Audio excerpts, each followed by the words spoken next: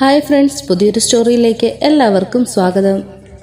അങ്ങനെ രോഹിത് അലീന അവനെ പുറത്തിറക്കാൻ വേണ്ടി ഒരുപാട് കഷ്ടപ്പെട്ടിട്ടുണ്ട് എന്നുള്ള കാര്യങ്ങളൊക്കെ മനസ്സിലാക്കുകയാണ്. അവൻ്റെ മനസ്സിലും ഒരുപാട് കുറ്റബോധമൊക്കെ തോന്നുന്നുണ്ട്. അങ്ങനെ ഇരിക്കുന്ന സമയത്താണ് വൈജ ഡിസ്ചാർജായി വരുന്നത്. ഡിസ്ചാർജായ ഉടനെ തന്നെ വാടക വീട്ടിലേക്ക് പോകണമെന്നായിരുന്നു വൈജയുടെ തീരുമാനം. എന്നാൽ എല്ലാവരുടെയും നിർബന്ധത്തിന് വഴങ്ങി വൈജ പോകുന്നത് കടപ്പാട്ടൂരിലേക്ക് തന്നെയാണ്, ബാലചന്ദ്രൻ്റെ വീട്ടിലേക്ക്. അങ്ങനെ കടപ്പാട്ടൂരിലേക്ക് എത്തുന്ന വൈജ ആദ്യം തന്നെ കാണുന്നത് അലീനയാണ്. അലീനയെ കണ്ടതും വൈജയ്ക്ക് ഒരുപാട് ദേഷ്യം വരുന്നുണ്ട്. വൈജ പറയുന്നുണ്ട്, ഹോ കയറി വരുമ്പോൾ തന്നെ വഴിയിൽ ശകുനമായിട്ട് നിന്നോളും. എൻ്റെ ദൈവമേ, ഇവൾ ഒറ്റയൊരുത്തി കാരണമാണല്ലോ ഇത്രയും നാൾ ഞാൻ ഹോസ്പിറ്റലിൽ കിടന്നത്. എന്നിട്ടിപ്പോൾ അതെല്ലാം കഴിഞ്ഞ് തിരികെ വീട്ടിലേക്ക് വന്നതും ദേ കാണുന്നത് അവളെ തന്നെ. നല്ല കണി, ഇനി അങ്ങോട്ട് എനിക്ക് കണ്ടകശനി മാത്രമായിരിക്കും എന്നൊക്കെ പറഞ്ഞുകൊണ്ടാണ് വൈജ അകത്തേക്ക് കയറി വരുന്നത്.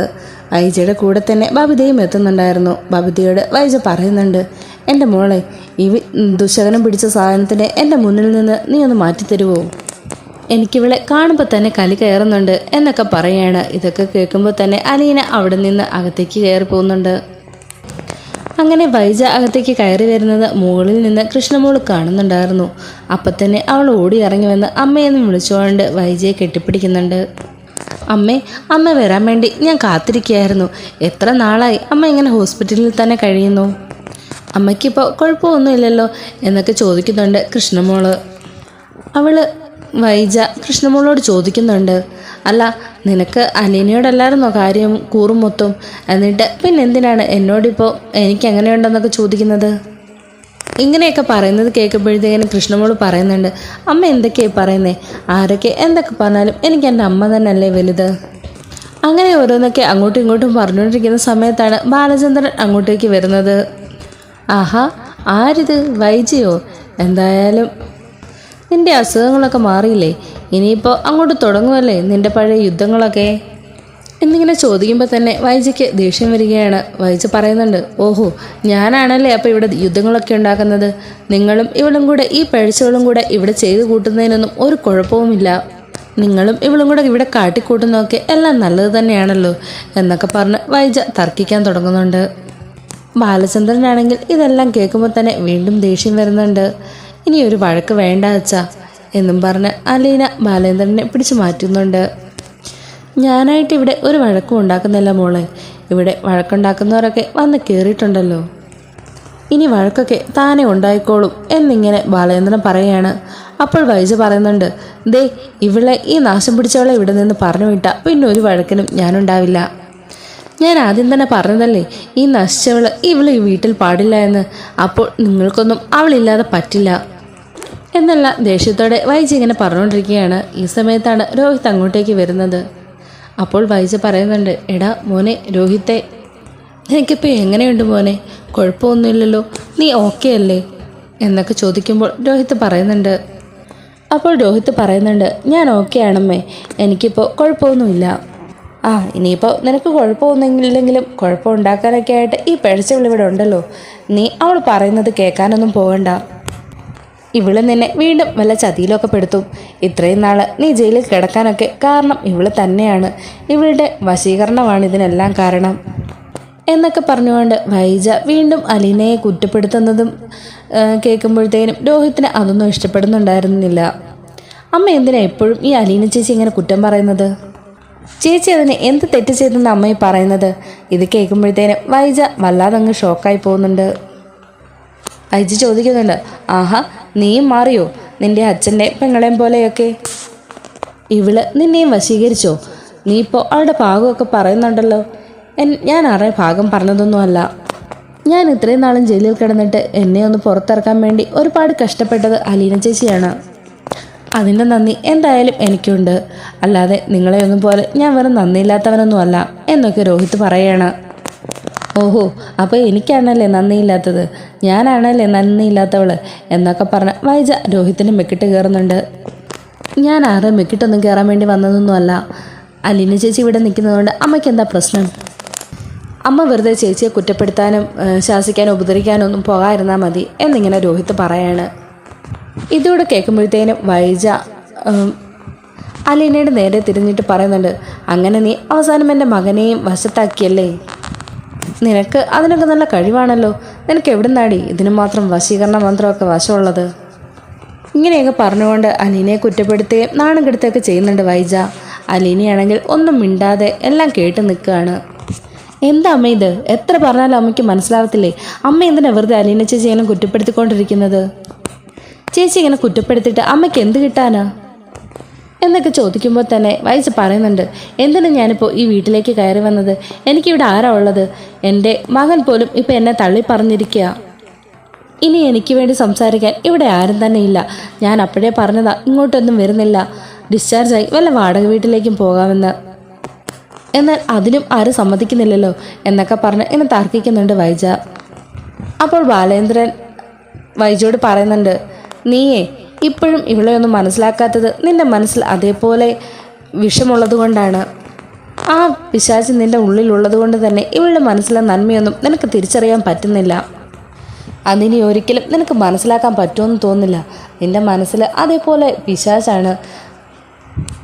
നീ ചെയ്തു കൂട്ടി വെച്ചേക്കുന്ന കാര്യങ്ങളൊക്കെ പറ്റി ഓർത്തെടുക്കുമ്പോൾ തന്നെ അലീനയുടെ മനസ്സിൻ്റെ വലിപ്പം മനസ്സിലാകാൻ പറ്റും.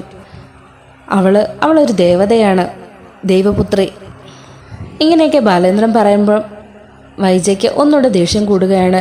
എന്നാൽ രോഹിത്തിനായിട്ട് അവൻ്റെ മനസ്സ് നിറയെ കുറ്റബോധവും വരികയാണ്. അവൻ അലീനയോട് പറയുന്നുണ്ട്, ചേച്ചി എന്നോട് ക്ഷമിക്കണം. ഞാൻ ചേച്ചിയോട് ഒരുപാട് തെറ്റ് ചെയ്തിട്ടുണ്ട്. ഈ അമ്മ പറയുന്നൊന്നും ചേച്ചി കാര്യമാക്കേ വേണ്ട. എന്തെങ്കിലും ഒരിക്കൽ ഈ സത്യങ്ങളെല്ലാം മനസ്സിലാക്കി അമ്മയും ചേച്ചിയെ സ്നേഹിക്കാൻ തുടങ്ങും എന്നൊക്കെ രോഹിത്ത് പറയാണ്. അപ്പോൾ അലീന പറയുന്നുണ്ട്, മോനെ നിനക്കിപ്പോൾ എന്നോട് ദേഷ്യമൊന്നുമില്ലല്ലോ. നിൻ്റെ ഈ സ്നേഹം കാണുമ്പോൾ തന്നെ എനിക്ക് ഒരുപാട് സന്തോഷമാകുന്നുണ്ട്. മേഡം ഇനി എന്തെല്ലാം പറഞ്ഞാലും എനിക്കൊരു കുഴപ്പമില്ല. എനിക്കത് ശീലമായിട്ടുള്ള കാര്യമല്ലേ. അതുകൊണ്ട് മേഡം എന്നെ എന്ത് വേണമെങ്കിലും പറഞ്ഞോട്ടെ എന്നൊക്കെ അലീന പറയുമ്പോൾ രോഹിത്ത് പറയുന്നുണ്ട്, അങ്ങനെയൊന്നുമല്ല. അമ്മയ്ക്കും ചേച്ചിയോട് സ്നേഹം ഉണ്ടാവണം. അല്ലെങ്കിൽ ഈ വീട്ടിൽ ഇനിയും വഴക്ക് തുറന്നുകൊണ്ടേയിരിക്കും. ഒരു സമാധാനമില്ലാത്ത വീടായി മാറും ഇത് എന്നൊക്കെ രോഹിത്ത് പറയുന്നുണ്ട്. എന്നാൽ ഇതൊന്നും കേട്ടിട്ട് ബബിതയ്ക്കും അതത്ര സൂഹിക്കുന്നുണ്ടായിരിക്കുന്നില്ല. കണ്ടോ അമ്മേ, ഇപ്പോൾ ഈ വീട്ടിലുള്ളവരെല്ലാം ഇവളുടെ വശത്താണ്. എല്ലാവരെയും അവളവളുടെ വശത്താക്കി വെച്ചിരിക്കുക. നമുക്ക് എങ്ങനെയെങ്കിലും അവരെയെല്ലാം തിരിച്ചു പിടിക്കണം എന്നിങ്ങനെ പറയാണ്. അപ്പോൾ വൈജ പറയുന്നുണ്ട്, അതിനി എങ്ങനെയാക്കാനാ? അവള് എല്ലാവരെയും അവളുടെ സാരത്തുമ്പ് കെട്ടിയിട്ടുകൊണ്ട് നടക്കുകയല്ലേ. ഇനി നമ്മളെങ്ങനെ നമ്മുടെ ഭാഗത്തേക്കാക്കും? അപ്പോൾ ബബിത പറയാണ്, എങ്ങനെയെങ്കിലും നമ്മുടെ വശത്താക്കണോ അമ്മേ. ഇല്ലെങ്കിൽ എല്ലാവരും കൂടെ അവളുടെ ഭാഗത്ത് ഇങ്ങനെ നിൽക്കും. നമ്മുടെ ഭാഗത്ത് ആരും തന്നെ ഉണ്ടാവില്ല. അപ്പോൾ വൈജ പറയുന്നുണ്ട്, അതിന് അധിക ദിവസമൊന്നും അവൾ ഇവിടെ നിൽക്കത്തില്ല. അവൾ ഇവിടെ നിന്ന് വാലും പൊക്കി ഓടും. ആ അവസ്ഥയിൽ കൊണ്ടെത്തിക്കും ഞാൻ അവളെ. പിന്നീട് അവളുടെ ജീവൻ വേണമെങ്കിൽ അവളെ ഇവിടെ നിന്ന് ഓടിയേ പറ്റുള്ളൂ എന്നുള്ള അവസ്ഥയിലാകും എന്നൊക്കെ പറയുകയാണ്. അപ്പോൾ ബബിതയ്ക്കും ഒരുപാട് സന്തോഷമാവും. അവൾക്കും അലീനയുടെ ഒരുപാട് വെറുപ്പാണ്. എങ്ങനെയെങ്കിലും അലീനയെ ഈ വീട്ടിൽ നിന്ന് ഓടിക്കുക എന്നുള്ളത് ആണ് അവളുടെ ലക്ഷ്യം. എങ്ങനെയെങ്കിലും അലീനയെ അവിടെ നിന്ന് പുറത്താക്കുക എന്നുള്ളത് മാത്രമാണ് ബബിതയുടെ ആഗ്രഹം. ഈ സമയത്തൊക്കെ രേവതിക്കുട്ടി അലീനയെ ഫോൺ വിളിക്കുന്നുണ്ട്. എന്നാൽ അലീന കിച്ചണിൽ ഓരോ പണി ചെയ്യുന്നതിൻ്റെ ഇടയ്ക്ക് ഈ ഫോൺ അടിച്ചൊന്നും കേൾക്കുന്നില്ല. രോഹിത്താണ് ഫോൺ ബെല്ലടിക്കുന്നത് കേൾക്കുന്നതും ഫോൺ എടുക്കുന്നതും. ഫോൺ എടുത്ത ഉടനെ രേവതിക്കുട്ടി ചോദിക്കുന്നുണ്ട്, എന്താ ചേച്ചി ഫോൺ എടുക്കാത്തത്? എത്ര നേരം കൊണ്ട് ഞാൻ വിളിക്കുവോ? എത്ര സമയമായി ഫോൺ എടുക്കാൻ? എന്താ ഇത്ര താമസം? ചേച്ചിയുടെ തലതെറിച്ച അനിയനില്ലേ ഇപ്പോൾ അവിടെ? എങ്ങനെയുണ്ട് ഇപ്പം എന്നൊക്കെ ചോദിക്കുകയാണ്. ഇത് കേൾക്കുമ്പോൾ തന്നെ രോഹിത്തിന് നല്ല ദേഷ്യം വരുന്നുണ്ട്. രോഹിത് ചോദിക്കുന്നുണ്ട്, അല്ല നീ ആരാ ഇതൊക്കെ ചോദിക്കാൻ? ഞാൻ തലതെറിച്ചവരാന്ന് പറയാൻ നിനക്ക് എന്ത് യോഗ്യതയുള്ളത് എന്നൊക്കെ പറഞ്ഞ് രോഹിത് ദേഷ്യപ്പെടുന്നുണ്ട്. അപ്പോൾ രേവതിക്കുട്ടി ചോദിക്കുന്നുണ്ട്, ഓ രോഹിത്താണോ ഇത്? ആ അതെ, ഞാൻ രോഹിത്ത് തന്നെയാണ്. നിനക്കിപ്പോൾ എന്താ വേണ്ടത്? അതിന് ഞാൻ നിന്നെയല്ലല്ലോ വിളിച്ചത്. ഞാൻ വിളിച്ച എൻ്റെ അലീന ചേച്ചിയല്ലേ. നീ ആദ്യം ചേച്ചിക്ക് ഫോൺ കൊട് എന്ന് പറയുന്നുണ്ട്. അപ്പോൾ രോഹിത്ത് പറയുന്നുണ്ട്, നിൻ്റെ അലീന ചേച്ചിയോ? ഇപ്പോൾ ഫോൺ കൊടുക്കാൻ സൗകര്യപ്പെടുകയല്ല. ദേ മര്യാദയ്ക്ക് ഫോൺ കൊടുക്കുന്നുണ്ടോ? നീ എന്തിനാ വെറുതെ അലീന ചേച്ചിയുടെ ഫോൺ എടുത്തേ എന്നൊക്കെ ചോദിച്ച് അങ്ങോട്ടും ഇങ്ങോട്ടും രണ്ടുപേരും തർക്കിച്ചുകൊണ്ടിരിക്കുകയാണ്. ഈ സമയത്ത് അലീന അങ്ങോട്ട് വരുന്നുണ്ട്. ആരാ രോഹിത്തെ ഫോണിൽ? നീ ആരാണോ ഈ സംസാരിക്കുന്നത്? അത് ആ രേവതിയാ ചേച്ചി. ആഹാ, രേവതിക്കുട്ടിയാണോ? ഇങ്ങത്താ എന്ന് പറഞ്ഞ് ഫോൺ മേടിച്ച് സംസാരിക്കുന്നുണ്ട്. രേവതി ഫോൺ എടുത്തിട്ട് അലീനയോട് ചോദിക്കുന്നുണ്ട്, അല്ല ചേച്ചി എന്തിനാ ഈ ഫോണൊക്കെ അവൻ്റെ കൊടുക്കുന്നത്? ഞാൻ ഫോൺ ബെല്ലടിച്ചത് കേട്ടില്ല മോളെ. ഫോൺ ഇവിടെ ഇരിക്കുമായിരുന്നു. ബെല്ലടിക്കുന്ന കണ്ടുകൊണ്ട് അവൻ ചിലപ്പോൾ എടുത്തതായിരിക്കും. അല്ല, മോളെന്തിനാ വിളിച്ചത്? ഓ, ഞാൻ വെറുതെ വിളിച്ചതാ. അത് പിന്നെ ഫോൺ എടുത്തപ്പോഴേ ഞാൻ പറഞ്ഞത് ആ തലതെറിച്ചാൻ അവിടെ ഉണ്ടോ എന്നാണ്. അത് കേട്ടത് അവൻ ഇഷ്ടപ്പെട്ടില്ല. അതിനാ അവനിങ്ങനെ കയർക്കുകയൊക്കെ ചെയ്യുന്നത്.